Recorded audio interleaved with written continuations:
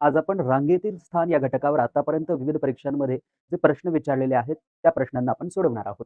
पहिला प्रश्न बघा, इंद्र डावीकडून 7व्या आणि जया उजवीकडून 5व्या स्थानावर आहे. जेव्हा ते त्यांची जागा बदलतात, तेव्हा जया उजवीकडून 19व्या स्थानावर येते. तर डावीकडून इंद्राचे स्थान काय आहे? बॉम्बे हायकोर्ट 2025 ला हा प्रश्न विचारलेला आहे. बघा काय म्हटलेलं आहे ते सर्वच सर्व व्यवस्थित आधी आपण लिहून घेऊया. त्यांनी काय म्हटलेलं आहे, की डाव्या बाजूला डावीकडनं कोण बसलेला आहे? इंद्र बसलेला आहे. इंद्र डावीकडनं बसलेला आहे. म्हणून आपण या ठिकाणी लिहिणार इंद्र डावीकडनं. कितव्या बाजूने बसलेला आहे? तर 7व्या बाजूने बसलेला आहे. म्हणून आपण या ठिकाणी लिहिणार 7व्या बाजू. आणि त्यांनी काय म्हटलेलं आहे? जया उजव्या बाजूने बसलेला आहे. म्हणजे ही उजवी बाजू आहे आणि उजव्या बाजूला कोण बसलेला आहे? जया बसलेली आहे. आणि जया कोणत्या स्थानावर आहे? तर 5व्या स्थानावर आहे असं त्यांनी म्हटलेलं आहे. पुढे बघा, जेव्हा ते त्यांची जागा बदलतात, यांनी काय केलं? एकमेकांची जागा बदलली. जया इंद्राच्या जागेवर आली आणि इंद्र जयाच्या जागेवर गेला. तेव्हा जया उजवीकडून 19व्या स्थानावर येते. ही जी जया आहे, ही जेव्हा स्थान बदलते, तेव्हा ही उजवीकडूनच बघा ही उजवी बाजू आहे, तर उजवीकडून ती कोणत्या स्थानावर येते? 19व्या स्थानावर येते, असं त्यांनी म्हटलेलं आहे. तर डावीकडून इंद्राचे स्थान काय आहे असं विचारलेलं आहे. तर मग हे जे स्थान आहे डावीकडून जागा बदलल्यानंतर हे इंद्रचे स्थान किती असेल? यासाठी शॉर्ट ट्रिकचा वापर करायचा. 5 पासून 19 पर्यंत जाण्यासाठी आपल्याला काय करावे लागतात? अधिक 14 करावे लागतात. म्हणजे 5 मध्ये आपण किती मिळवले पाहिजे की 19 होतील? तर 5 मध्ये आपण 14 मिळवले पाहिजे म्हणजे 19 होतील. मग इकडच्या बाजूला जर आपण 14 ऍड केलेले आहे, अधिक केलेले आहेत, तर इकडे पण आपण काय करायचं? 14 अधिक करायचं. 7 अधिक 14 किती होतील मित्रांनो? 21. याचा अर्थ जागा बदलल्यानंतर इंद्राचे डावीकडून 21वे स्थान आहे आणि हे आपलं उत्तर आहे. ऑप्शन क्रमांक 1 is the final answer. All right, clear आहे. आपण काय केलं? जसं त्यांनी दिलं तसंच लिहिलं आणि फक्त ट्रिकचा यूज केला, की 5वं स्थान आधीचं जयाचं होतं. जागा बदलल्यानंतर ती उजवीकडून 19व्या स्थानावर आली. मग 5 आणि 19 मध्ये असा काय बदल झाला? तर 5 आणि 19 मध्ये असा बदल झाला, की 5 मध्ये 14 जे आहेत ते अधिक आले, 14 जे आहेत ते मिळवले गेलेत. मग इकडच्या बाजूला जर 14 मिळवले गेले, तर मग डाव्या बाजूमध्ये पण आपण 14 मिळवायचे आहे. 7 अधिक 14 21 होतात. म्हणजे इंद्राचे डावीकडनं जागा बदलल्यानंतरचे स्थान 21वे आहे आणि म्हणून ऑप्शन क्रमांक 1 आपलं फायनल आन्सर या ठिकाणी होईल. All right, clear. बघा पुढचा असाच प्रश्न. मुलांच्या रांगेत श्रीनाथ डावीकडून 11व्या आणि व्यंकट उजवीकडून 24व्या क्रमांकावर आहे. जर त्यांनी त्यांच्या जागा बदलल्या तर श्रीनाथ डावीकडून 5व्या क्रमांकावर येतो. तर रांगेत एकूण किती मुले आहेत? आता एकूण मुले विचारलेली आहेत. आता कोणाचं स्थान वगैरे विचारलेलं नाही, एकूण मुले विचारलेली आहेत. मग बघा काय म्हटलेलं आहे? डाव्या बाजूला डावी बाजू डाव्या बाजूला कोण बसलेला आहे? तर डाव्या बाजूला श्रीनाथ बसलेला आहे आणि डाव्या बाजूने बसलेला आहे श्रीनाथ कितव्या क्रमांकावर आहे? 11व्या क्रमांकावर आहे. म्हणून या ठिकाणी आपण 11वा क्रमांक लिहिणार. डावीनंतर उजवी बाजू दिलेली आहे, की उजव्या बाजूवर कोण बसलेला आहे? व्यंकट उजवीकडून 24व्या स्थानावर आहे. सो उजवीकडनं कोण आहे? व्यंकट. आणि हा कितव्या स्थानावर आहे? 24व्या स्थानावर आहे. ऑल राईट, जसं प्रश्नामध्ये आहे तसं आपण लिहिलं.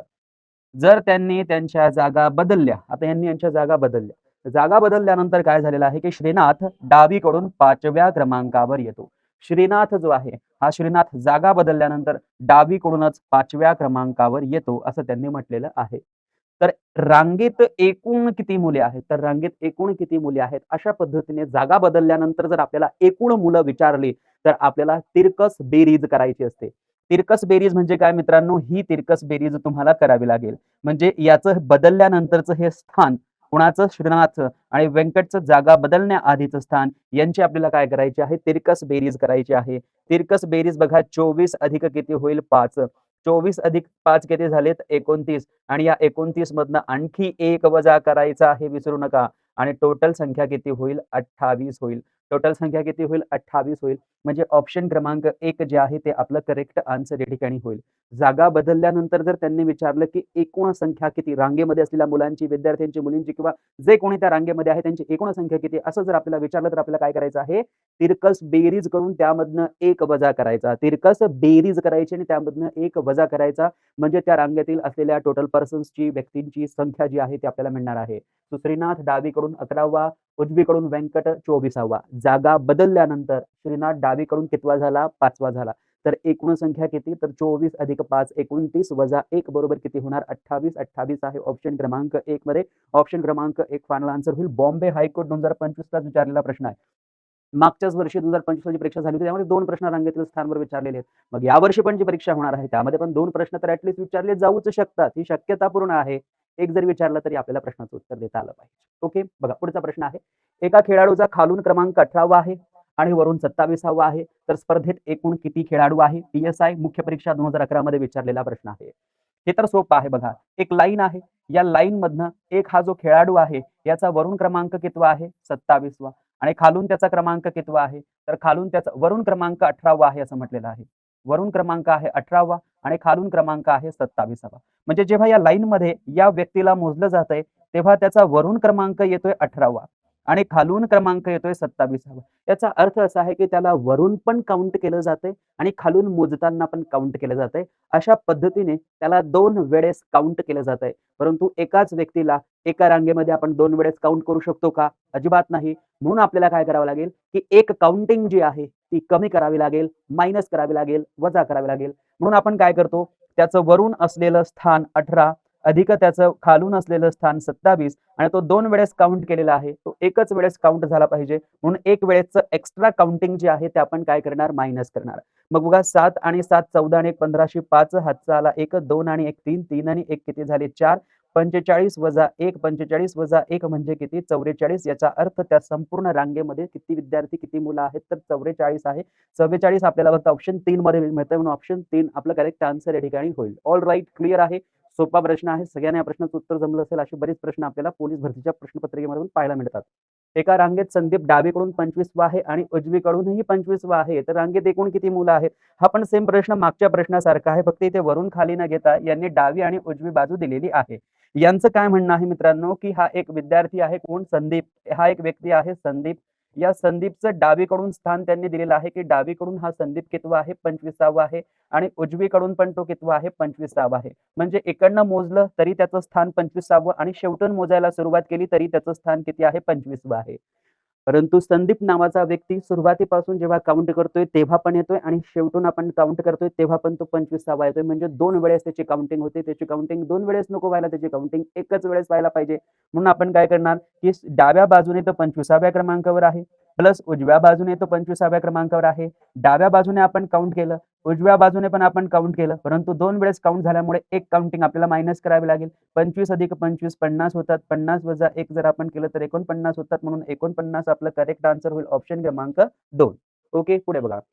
एका रांगेत अनुजाच्या डाव्या बाजूला 4थ्या क्रमांकावर असलेल्या सीमाचा उजवीकडून 10वा सीमाचा उजवीकडून 10वा व डावीकडून 14वा क्रमांक आहे. तर अनुजाचा रांगेतील क्रमांक कोणता असं म्हटलेलं आहे. आधी बघा काय करायचं आहे मित्रांनो, या ठिकाणी एक लाईन आपण ड्रॉ करू आणि त्यानुसार आपण समजून घेण्याचा प्रयत्न करू. बघा ही एक लाईन आहे आणि जसं आपल्याला गणितामध्ये किंवा जसं उदाहरणामध्ये सांगितलेलं आहे तसं आपण पाहूया, की अनुजाच्या डाव्या बाजूला आपण जर या ठिकाणी अनुजाला लिहिलं, की ही आहे अनुजा. या अनुजाच्या डाव्या बाजूला, अनुजाची डावी बाजू इकडे येणार. अनुजाची डावी बाजू, आपली जी डावी बाजू आहे तीच येणार. अनुजाच्या डाव्या बाजूला 4थ्या क्रमांकावर बघा, पहिला क्रमांक, दुसरा क्रमांक, तिसरा क्रमांक आणि हा 4था क्रमांक आहे. ओके, हा काय आहे? 4था क्रमांक आहे. 4थ्या क्रमांकावर असलेली जी कोण आहे ती कोण आहे? 4थ्या क्रमांकावर असलेली कोण आहे? सीमा आहे. ही जी कोण आहे? सीमा आहे. सीमाच्या उजवीकडून 10वा व डावीकडून 14वा क्रमांक आहे. आता बघा, हा जो सीमाचा जो क्रमांक दिलेला आहे, की जी या ठिकाणी बसलेली आहे सीमा, ही सीमा काय आहे? उजवीकडून 10व्या क्रमांकावर आहे. म्हणजे या ठिकाणावरनं जर आपण गेलं तर उजवीकडून ही 10व्या क्रमांकावर येते आणि डावीकडून ही कोणत्या क्रमांकावर येते? तर डावीकडून ही 14व्या क्रमांकावर येते. डावीकडून ही काय येते? 14व्या क्रमांकावर येते. तर अनुजाचा रांगेतील क्रमांक कोणता? तर अनुजाचा रांगेतील क्रमांक कोणता बघा. आपल्याला इथे क्लिअरली सांगितलेलं आहे, की 14वा क्रमांक कोणत्या बाजूने सांगितलेला आहे? अनुजाचा रांगेतील क्रमांक कोणता? कोणत्या बाजूने ते अजून क्लिअर नाहीये. बघा, इथे आपल्याला क्लिअरली कळतंय, की डावीकडून जर आपण गेले तर सीमा 14वी, त्याच्यानंतर हा एक व्यक्ती 15वा, हा 16वा, हा 17वा आणि ही अनुजा जी आहे ही डावीकडून कितवी येणार? 18वी येणार. मग डावीकडून 18वी आहे का आपल्याकडे? सो डावीकडून 18वी हे उत्तर आपल्याकडे नाही. मग बघा उजवीकडून सीमाचा क्रमांक किती आहे? 10. म्हणजे हा कितवा असेल? 9वा. हा कितवा क्रमांक असेल? 8वा. हा कितवा क्रमांक असेल? 7वा आणि हा कितवा क्रमांक असेल? 6वा. म्हणजे उजवीकडून अनुजा कोणत्या क्रमांकावर येते? 6व्या क्रमांकावर येते. मग उजवीकडून 6वा कुठे आहे? ऑप्शन 4 मध्ये आहे. म्हणून ऑप्शन 4 आपलं करेक्ट आन्सर या ठिकाणी होईल. क्लिअर? आपण काय केलं? अनुजाला बसवलं. अनुजाच्या डावीकडे सीमा आहे असं म्हटलं गेलं. अनुजाच्या डावीकडे चौथ्या स्थानावर, पहिलं स्थान, दुसरं स्थान, तिसरं स्थान, चौथं स्थान. चौथ्या स्थानावर कोण आहे? सीमा बसलेली आहे आणि ही सीमा डावीकडून कोणत्या क्रमांकावर आहे? 14व्या आणि उजवीकडून कोणत्या क्रमांकावर आहे? 10व्या क्रमांकावर. तर अनुजाचा क्रमांक आपल्याला विचारलेला आहे. आपल्याला कळतंय की सीमा ही डावीकडून 14वी, मग ही डावीकडून 15, ही डावीकडून 16, ही डावीकडून 17 आणि ही डावीकडून 18. परंतु तसं ऑप्शन आपल्याकडे नाहीये. म्हणून आपण उजवीकडून मोजायला सुरुवात करणार. आपल्याला कळतंय की सीमा ही उजवीकडून कितवी आहे? 10वी. मग याच्या पलीकडे हे उजवीकडून 9वी, उजवीकडून 8वी, उजवीकडून 7वी आणि अनुजा जी आहे ती उजवीकडून काय होणार? 6वी होणार. आणि म्हणून ऑप्शन क्रमांक 4 जे आहे ते आपलं करेक्ट ऑप्शन या ठिकाणी होईल. कळलं असेल? पुढचा प्रश्न. एका ओळीत ए डावीकडून 11वा आणि बी उजवीकडून 10वा आहे. ए आणि बी यांनी जागांची अदलाबदल केल्यास ए डावीकडून 18वा होतो. तर ए आणि बी व्यतिरिक्त ओळीत किती व्यक्ती आहे? बघा मागच्या प्रश्नासारखा असा प्रश्न आहे. काय म्हटलेलं आहे? डावी बाजूकडून कोण आहे? डाव्या बाजूकडून आहे ए. कितव्या क्रमांकावर म्हटलेलं आहे? एका ओळीत ए डावीकडून 11वा, डावीकडून ए 11वा आहे आणि बी उजवीकडून म्हणजे ही उजवी बाजू, या उजव्या बाजूला कोण आहे? तर उजव्या बाजूला बसलेला आहे बी. उजव्या बाजूने कितव्या क्रमांकावर आहे?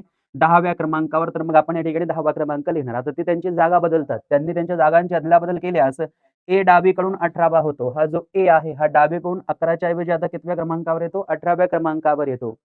तर ए आणि बी व्यतिरिक्त ओळीत किती व्यक्ती आहे? टोटल व्यक्ती बघा कसे काढतो आपण, आपल्याला माहिती आहे की तिरकस बेरीज करतो. तिरकस बेरीज करणे म्हणजे काय? 18 अधिक 10 यांची तिरकस बेरीज करून याच्यातनं आपण 1 वजा करतो. 18 अधिक 10 28, 28 वजा 1 टोटल किती झालेत मित्रांनो? 27 झाले. हे 27 सर्व मुलं आहेत. ए आणि बी यांना धरून 27 मुलं आहेत टोटल रांगेमध्ये.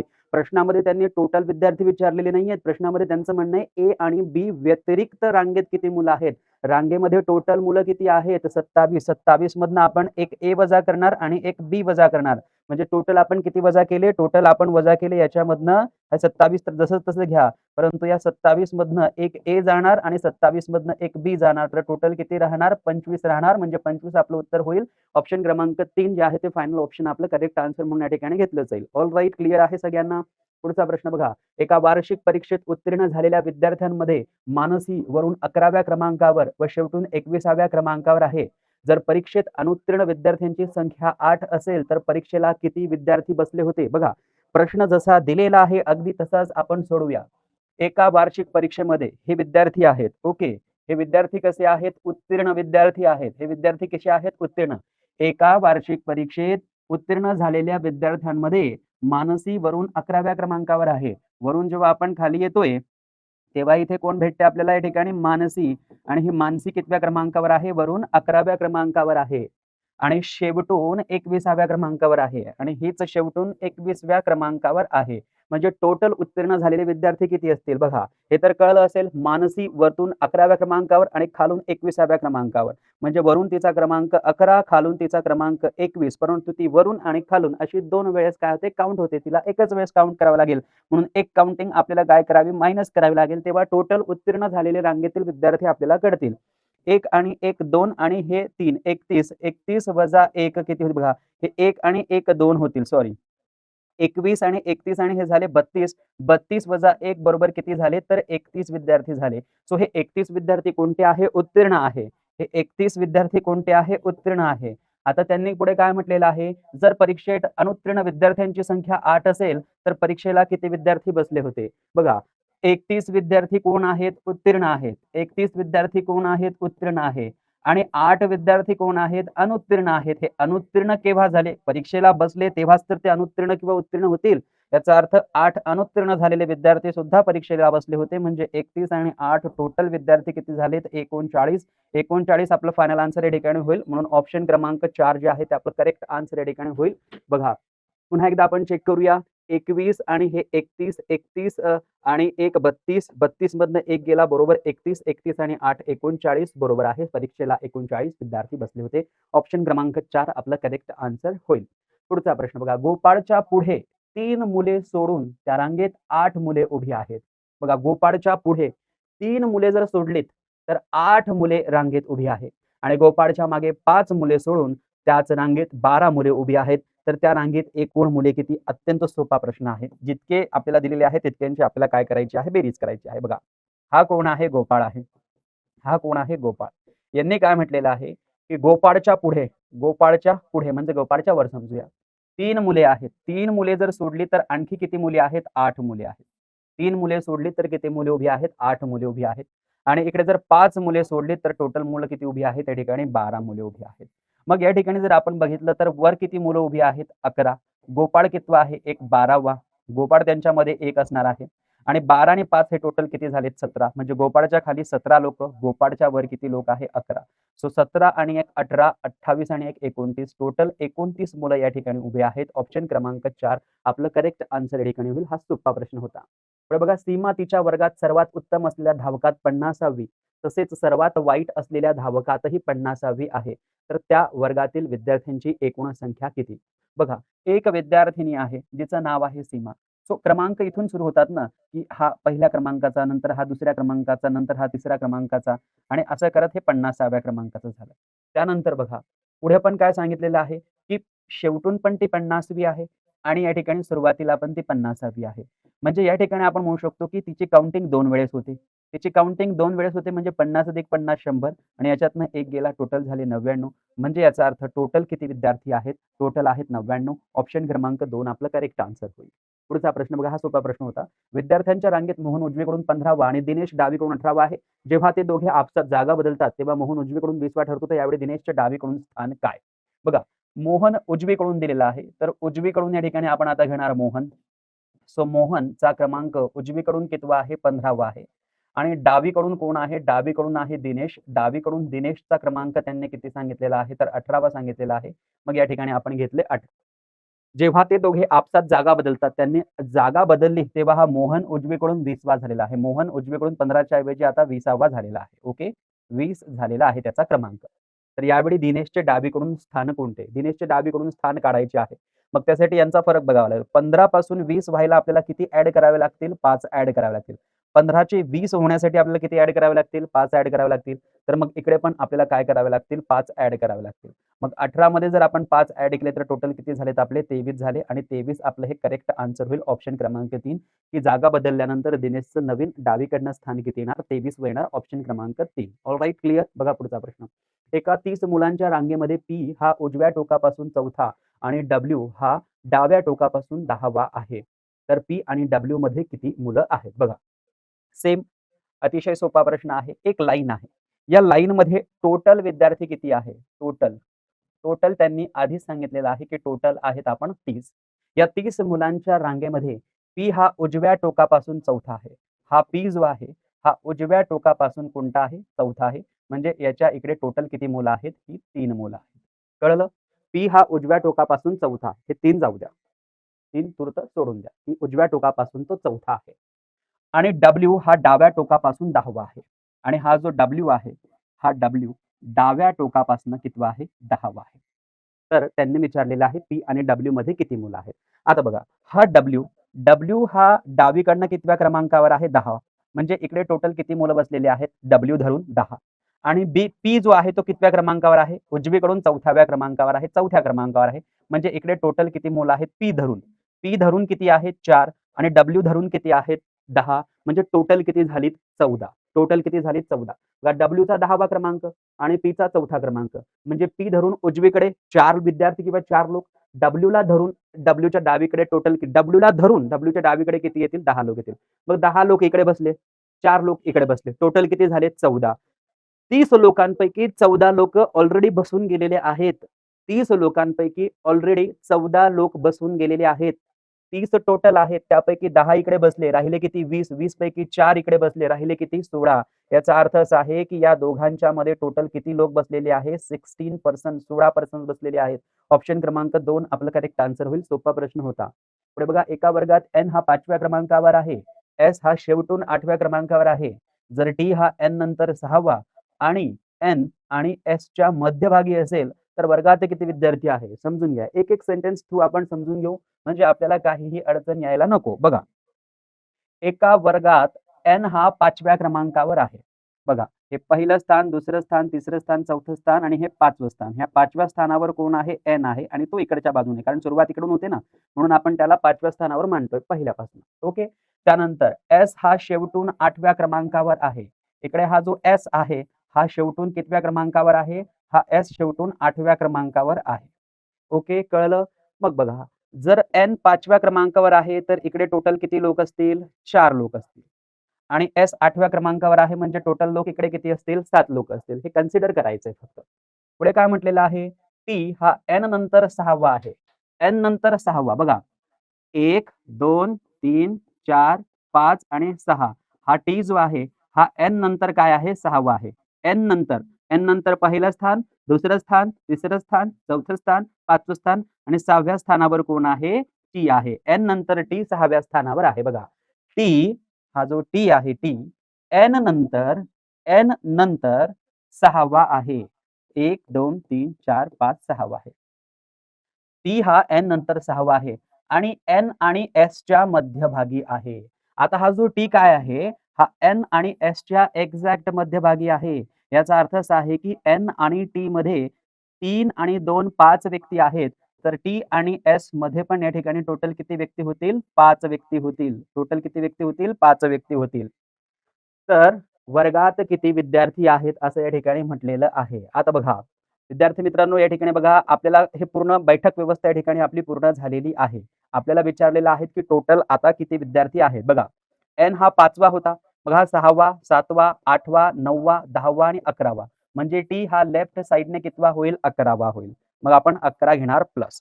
आता बघा हा 8वा आहे. हा 9वा, 10वा, 11वा, 12वा, 13वा आणि हा काय होईल? 14वा. म्हणजे उजव्या बाजूने तो काय होईल? 14वा आणि 2 वेळेस तो काउंट होतोय म्हणून काय करणार? -1 करणार. सो या ठिकाणी 14 आणि 10 24 आणि 1 25, 25 - 1 जर आपण केले तर टोटल विद्यार्थी किती येत आहेत? 24, 24 आणि म्हणून ऑप्शन क्रमांक 2 जे आहे ते आपलं करेक्ट आन्सर या ठिकाणी होईल. ऑल राइट, क्लिअर आहे सगळ्यांना? इन केस नाही समजलं असेल तर आपण हा प्रश्न पुन्हा तुमच्यासाठी सोडवूया म्हणजे तुम्हाला आणखी व्यवस्थित लक्षात येईल. बघा, या ठिकाणी काय झालेलं आहे? आपण जसं प्रश्नामध्ये दिलेलं आहे तसंच घेत आहोत. बघा, एका वर्गामध्ये एन जो आहे हा 5व्या क्रमांकावर आहे. 5वा क्रमांक आपण कसा मोजतो? पहिल्यापासून. हा पहिला व्यक्ती, हा पहिला, हा दुसरा, हा तिसरा, हा चौथा आणि हा जो व्यक्ती येणार हा 5वा आणि 5व्या क्रमांकावर कोण आहे? एन आहे असं म्हटलेलं आहे. म्हणून हा कोण असणार? एन 5व्या क्रमांकावर. ओके. एस शेवटून 8व्या क्रमांकावर आहे. हा जो आहे हा कोण आहे? एस आहे. हा शेवटून कोणत्या क्रमांकावर आहे? 8व्या क्रमांकावर. म्हणजे हा जो व्यक्ती 7व्या क्रमांकावर शेवटून येईल, हा 6व्या क्रमांकावर शेवटून येईल, हा 5व्या क्रमांकावर शेवटून येईल, हा 4थ्या क्रमांकावर शेवटून येईल, हा 3ऱ्या क्रमांकावर शेवटून येईल, हा 2ऱ्या क्रमांकावर शेवटून येईल, हा पहिल्या क्रमांक. 1, 2, 3, 4, 5, 6, 7 आणि हा उजवीकडून काय आला? किंवा शेवटून 8व्या क्रमांकावर आला. त्यांनी म्हटलेलं आहे की टी हा एन नंतर 6वा आहे. हा जो एन आहे, या एन नंतर टी जो आहे तो कितवा आहे? 6वा आहे. मग बघा एन हा आहे, मग याच्यानंतर 6 स्थान जा. 1, 2, 3, 4, 5 आणि 6. 6व्या स्थानावर कोण आहे? टी आहे. मग इकडनं जर आपण सुरुवात केली तर बघा हा एन 5वा होता. मग हा व्यक्ती 6वा येईल, हा 7वा येईल, हा 8वा येईल, हा 9वा येईल, हा 10वा येईल आणि टी जो आहे तो डाव्या बाजूने मग कोणत्या क्रमांकावर येतो? 11व्या क्रमांकावर. ओके. चला. आणि काय म्हटलेलं आहे की हा जो टी आहे हा एन आणि एसच्या मध्ये आहे. हा जो टी आहे हा एन आणि एसच्या मध्ये आहे. टी एन आणि एसच्या मध्ये केव्हा येईल? जर एन आणि टी मध्ये 1, 2, 3, 4, 5 5 व्यक्ती आहेत. तर टी आणि एस मध्ये पण टोटल किती व्यक्ती येतील? मग 5 व्यक्ती येतील. मग टी आणि एस मध्ये 5 व्यक्ती काढा. 1, 2, 3, 4, 5. ओके, हे झाले 5 व्यक्ती. मग आता इकडनं बघा, हा पहिला क्रमांक, दुसरा, तिसरा, चौथा, 5वा, 6वा, 7वा, 8वा. मग हा कितवा येईल? 9वा. हा कितवा येईल? 10वा. हा कितवा येईल? 11वा. हा कितवा? 12वा आणि हा कितवा येईल? 13वा आणि अशा पद्धतीने टी जो येईल तो कितवा येईल? 14व्या क्रमांकावर. सो 11 अधिक 14 वजा 1 कारण बघा टीचं स्थान इकडनं किती आहे? 11 आणि इकडनं किती येते? 14. सो 4 आणि 1 किती झाले? 5. 1 आणि 1 किती झाले? 2. 25 वजा 1 टोटल किती झाले? 24 आणि 24 आपलं करेक्ट आन्सर या ठिकाणी झालेलं आहे. आणि रांगेत एकूण किती विद्यार्थी आहेत असं विचारलेलं आहे किंवा वर्गात किती विद्यार्थी आहेत असं विचारलेलं आहे. त्यामुळे ऑप्शन क्रमांक 2 आपलं फायनल आन्सर या ठिकाणी होईल मित्रांनो. सो तुम्हाला कळलं असेल, समजलं असेल. 2 वेळेस एक्सप्लेन केलं मी. पुढे बघा, तिकिटाच्या रांगेत उभ्या असलेल्या जयच्या मागे 17 व्यक्ती आणि पुढे 21 व्यक्ती आहेत. तर शेवटून 9व्या व्यक्तीचा पुढून क्रमांक किती? चला, आपल्याला या ठिकाणी ड्रॉ करूया. आधी आपली प्रॉपर एक लाईन आणि या लाईनमध्ये त्यांनी जसं सांगितलंय तसं आपण करूया. तिकिटाच्या रांगेत उभ्या असलेल्या जयच्या मागे 17 व्यक्ती. जय जो आहे हा या ठिकाणी आहे आणि जयच्या मागे टोटल किती व्यक्ती आहे? 17 व्यक्ती आहे. जयच्या मागे टोटल किती आहे? 17 व्यक्ती आहे. ओके. खाली किती आहे? 17 व्यक्ती. मग खालून जर आपण बघितलं तर 17 व्यक्ती जयच्या खाली म्हणजे जयचा खालून कितवा क्रमांक आला? 18वा क्रमांक. ओके. खाली 17 व्यक्ती आणि मग जय कितवा होईल 18वा होईल खालून. आणि पुढे 21 व्यक्ती आहेत. सो या ठिकाणी टोटल किती व्यक्ती आहेत पुढे? पुढे जयच्या पुढे म्हणजे जयच्या वर आपण म्हणूया, की टोटल 21 व्यक्ती आहेत. मग टोटल 21 व्यक्ती जर आहेत, तर या ठिकाणी जयचा वरून जो क्रमांक आहे तो कितवा येणार? 22 वा येणार. जयचा वरून क्रमांक जो आहे, जयचा वरून क्रमांक जो आहे तो कितवा येणार? 22 वा. कारण त्याच्यावर 21 आणि मग जय वरून कितवा येणार? 22 वा. जयचा खालचा क्रमांक किती? 17 वा आणि मग खालून त्याचा क्रमांक किती येईल? जयच्या खाली 17 लोकं म्हणजे जय कितवा आहे खालून? 18वा आहे. याच्यावरनं आपण काय करू शकतो? टोटल संख्या किती आहे वर्गातली ती काढू शकतो. मग टोटल वर्गात संख्या किती आहे? तर जयचा क्रमांक बघा वरून कितवा आहे? 22 वा अधिक जयचा क्रमांक खालून किती आहे? 18वा. तो 2 वेळेस काउंट होतोय म्हणून वजा काय करणार? 1 करणार. 8 आणि 2 10 शी 0 हातचा आला 1, 1 आणि 1 2, 2 आणि 2 किती झाले? 4. 40 वजा 1, 40 वजा 1 म्हणजे किती? 39. 39 काय आहे मित्रांनो? Total student. 41 काय आहे? टोटल स्टुडंट्स आहेत. 41 काय आहेत? टोटल स्टुडंट्स आहेत. पण त्यांनी टोटल स्टुडंट्स विचारलेले आहेत का? नाही. त्यांनी विचारलेलं आहे, की शेवटून 9वा व्यक्ती जो आहे, शेवटून 9वा व्यक्ती जो आहे, त्याचा पुढून क्रमांक किती? मग बघा कोणत्याही व्यक्तीचा कोणत्याही बाजूने क्रमांक दिलेला असेल आणि टोटल संख्या जर आपल्याकडे असेल, तर दुसऱ्या बाजूचा नंबर आपण काढतो. बघा, आपल्याकडे टोटल किती आहे? टोटल विद्यार्थी आहे 39. या 39 विद्यार्थ्यांमध्ये त्यांनी म्हटलेलं आहे, शेवटून 9वा व्यक्ती, शेवटून 9वा व्यक्ती. तर शेवटून 9वा व्यक्ती जर आपण काढला तर टोटल किती होणार? 30 होणार. ओके. आणि आपल्याला त्यांनी पुढून विचारलेलं आहे, वरून त्याचा क्रमांक. जेव्हा आपल्याला टोटल संख्या दिलेली असेल आणि एका बाजूचा नंबर दिलेला असेल, तर दुसऱ्या बाजूचा नंबर काढण्यासाठी आपण टोटलमधनं जी बाजू दिलेली आहे ती वजा करतो आणि त्याच्यामध्ये आपण 1 जो आहे तो ॲड करतो. म्हणजे 31 आपलं करेक्ट आन्सर होईल, की वरून त्या व्यक्तीचा 31वा क्रमांक आहे. ऑप्शन क्रमांक 3 आपलं करेक्ट आन्सर होईल. याबद्दल सर्व सविस्तर माहिती मागच्या भागामध्ये आपण घेतलेली आहे, जिथे आपण सर्व ट्रिक्स आणि कन्सेप्ट शिकून घेतले होते तिथे. पुढे बघा एकूण 7 विद्यार्थ्यांच्या वर्गात साक्षीचे वरून 6वे स्थान आहे. श्रुती ही साक्षीच्या 12 स्थान खाली आहे. तर श्रुती खालपासून कितव्या स्थानावर आहे? बघा एकूण विद्यार्थी त्यांनी दिलेले आहे टोटल हे फार महत्वाचं आहे, की टोटल विद्यार्थी किती आहे? टोटल विद्यार्थी आहेत 60. त्यांनी काय म्हटलेलं आहे? विद्यार्थ्यांच्या वर्गामध्ये हे विद्यार्थी आहेत. या विद्यार्थ्यांच्या वर्गामध्ये ही कोण आहे? साक्षी आहे. या विद्यार्थ्यांच्या वर्गामध्ये ही साक्षीचं जे वरुण स्थान आहे, हे वरुण स्थान कितवं आहे? 6वं आहे. वरून साक्षीचं स्थान काय आहे? 6 आहे. आणि श्रुती जी आहे ही साक्षीच्या 12 स्थान खाली आहे. साक्षीच्या 12 स्थान खाली आहे. ही 6व्या क्रमांकावर आणि 12 स्थान खाली म्हणजे 18व्या स्थानावर. वरून 18व्या स्थानावर कोण येणार? श्रुती येणार. वरून 18व्या स्थानावर कोण येणार? श्रुती येणार. तर श्रुती खालपासून कितव्या क्रमांकावर आहे?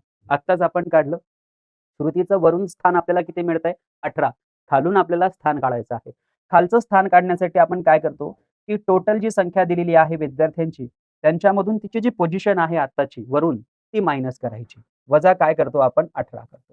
मग 10तून 8 गेले किती राहिले? 2 आणि 5तून 1 गेला किती राहिले? 4. परंतु आपल्याला या ठिकाणी काय करायचं आहे? आता 1 ॲड करायचा आहे. म्हणून आपण 1 जो आहे तो ॲड करतो. 42 अधिक 3 टोटल किती झाले? 43. ऑप्शन सी जे आहे ते आपले करेक्ट आन्सर या ठिकाणी होईल. त्याबद्दल सविस्तर माहिती मागच्या व्हिडिओमध्ये आपण घेतलेली आहे मित्रांनो. पुढे बघा एका 30 मुलांच्या रांगेत पी हा उजव्या टोकापासून 4था आणि डब्ल्यू हा डाव्या टोकापासून 10वा आहे. तर पी आणि क्यू मध्ये एकूण किती व्यक्ती आहेत? असाच प्रश्न आपण आता सोडवला ना, तो टी आणि एन डब्ल्यू एसचा तो. बघा इथे काय म्हटलेलं आहे, की एका 30 मुलांच्या रांगेत ऑलरेडी त्यांनी टोटल संख्या दिलेली आहे, की ही रांग जी आहे ही 30 विद्यार्थ्यांची 30 मुलांची आहे. पी हा उजव्या टोकापासून 4था आहे. पी जो आहे हा उजव्या टोकापासून कितवा आहे? 4था आहे. म्हणजे 1, 2, 3 इथे 3 व्यक्ती आहेत. ओके. नाही पण लिहिलं तरी चालतं, कन्सिडर करू शकतो आपण. पी जो आहे हा कितव्या क्रमांकावर आहे? 4थ्या क्रमांकावर आहे. ओके. पी जो आहे तो 4थ्या क्रमांकावर आहे उजवीकडे. आणि डब्ल्यू हा डाव्या टोकापासून 10वा आहे. हा जो डब्ल्यू आहे हा डाव्या टोकापासून 10वा आहे. डब्ल्यू हा डाव्या टोकापासून 10वा आहे. तर पी आणि क्यू मध्ये एकूण किती विद्यार्थी आहेत? इथे डब्ल्यू आणि क्यू कुठून आला मग? एका 30 मुलांच्या रांगेत पी हा उजव्या टोकापासून 4था आणि डब्ल्यू हा डाव्या टोकापासून 10वा आहे. तर पी आणि क्यू, पी आणि डब्ल्यू पाहिजे. पी आणि डब्ल्यू पाहिजे. सो बघा विद्यार्थी मित्र मैत्रिणींनो या ठिकाणी काय सांगितलेलं आहे, की डब्ल्यू जो आहे तो टोटल 10वा आहे डावीकडनं. म्हणजे इकडे 10 लोक झालेत बरोबर. इकडे हे सगळे 10. सो 30 मधनं हे 10 जातील किती राहिलेत? 20. 20 मधनं हे 4 जातील किती राहिलेत? 16. म्हणजे यांच्यामध्ये एक्झॅक्ट किती लोक आहेत? 16 लोक आहेत. ऑप्शन डी जे आहे ते आपलं करेक्ट आन्सर होईल. पुढचा प्रश्न बघा. ओके. सो ही सर्व प्रश्न आपली या ठिकाणी समाप्त झालेली आहे. एकूणच काय तर अशा पद्धतीचे प्रश्न आपल्याला आगामी होणाऱ्या हायकोर्ट किंवा इतर सर्वसेवा परीक्षांमध्ये किंवा एम-पी-एस-सीच्या परीक्षांमध्ये देखील विचारले जाऊ शकतात. तर त्यासाठी आपण तयार असलं पाहिजे, रेडी असलं पाहिजे आणि म्हणूनच आपण हा व्हिडिओ पी-वाय-क्यू म्हणून तुमच्यासमोर सादर करीत आहोत. तर या सर्व प्रश्नांची तुम्ही प्रॅक्टिस करा. इतर काही प्रश्न तुम्हाला मिळत असतील तर त्या प्रश्नांचीही आपण प्रॅक्टिस करा. मागील वर्षी हायकोर्टच्या परीक्षेमध्ये 2 प्रश्न विचारले होते. यावर्षी ॲटलीस्ट 1 तरी विचारला जाऊ शकतो आणि 2 पण विचारले जातील. चान्सेस खूप जास्त आहेत. त्यामुळे अशा प्रकारच्या प्रश्नांमध्ये आपले मार्क्स जायला नको. तर तूर्त आज आपण इथेच थांबूया. Thank you so much. Take care. Bye. जय हिंद. जय भारत.